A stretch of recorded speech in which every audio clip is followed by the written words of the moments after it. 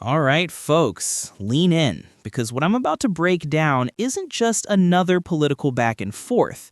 It's a whole cinematic universe of cops, corruption claims, boardroom whispers, and one general who stepped into the spotlight like he's done taking the quiet route.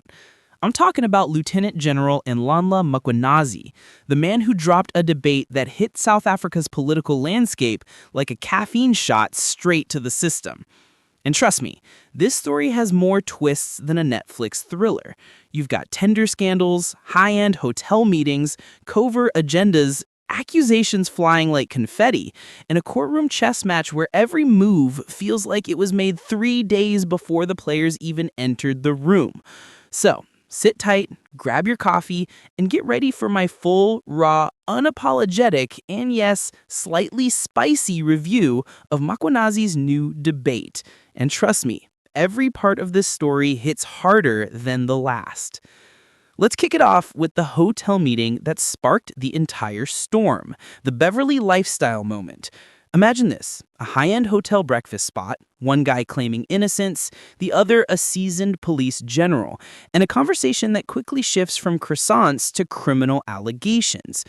According to the PDF transcript, businessman Nhlanhla sits across from General Nhlanhla like he's trying to pitch a help me or everything blows up deal. He claims someone wants to weaponize the legal system against him, specifically using General Kumalo as the fall guy in a raid gone drama. He insists he's being set up, nudged, pushed toward a legal corner he swears he doesn't belong in.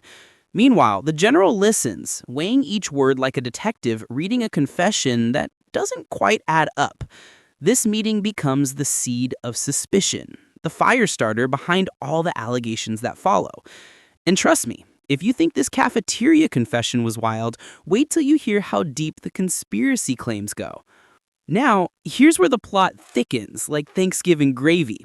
In the debate, the question panel basically tells Mkhwanazi, "Sir, you were being drawn into a whole conspiracy to neutralize your own guy, Kumalo." Heavy, right? According to the transcript, the argument was simple. Nhlanhla wasn't chatting because he was bored. He needed the general to help redirect an investigation, soften a legal blow, or at least put a leash on a police officer who was apparently digging too close to home. The panel outright suggests this was a plot to trap Kumalo, damage his reputation, and push him out of the system like an unwanted app update. But here's the twist. Nhlanhla doesn't agree with that interpretation. He says his only focus was protecting Kumalo, not helping Nhlanhla escape scrutiny.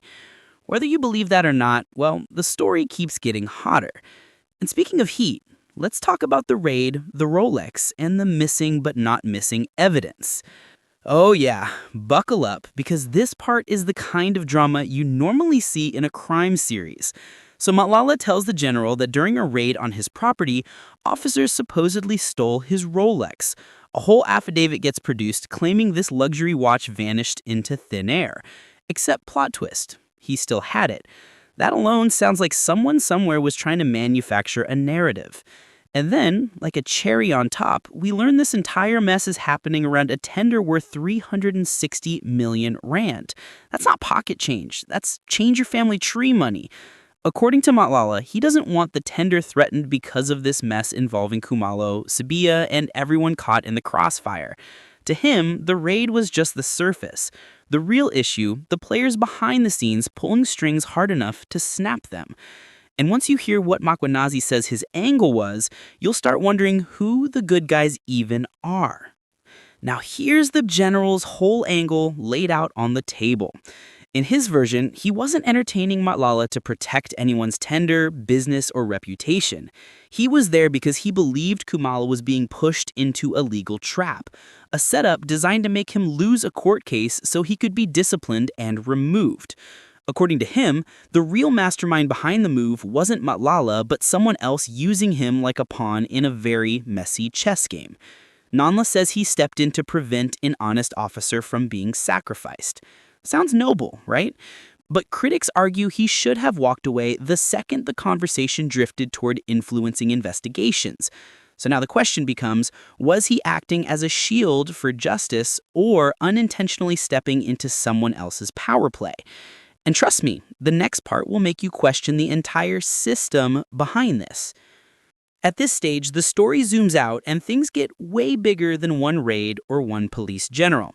The transcript reveals layers of distrust inside the policing structure, allegations of corruption, finger-pointing among top officials, tender interests, and officers allegedly being targeted or misled for internal political gain. When an institution charged with justice becomes tangled in its own web of suspicion, the public loses more than confidence. They lose clarity on who's enforcing the law and who's bending it. That's the core of the debate Mkhwanazi unleashed.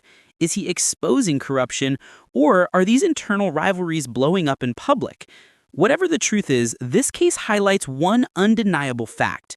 When the people fighting crime are fighting each other, the real criminals get front row seats to the chaos. So, here's my honest bottom line on the whole situation. All right, here's my final take. General Nhlanhla's debate is bold, messy, risky, and leaves more questions hanging than a season finale cliffhanger. But conversations like this matter because sunlight is the best disinfectant. And right now, South Africa's policing world needs a whole lot more daylight.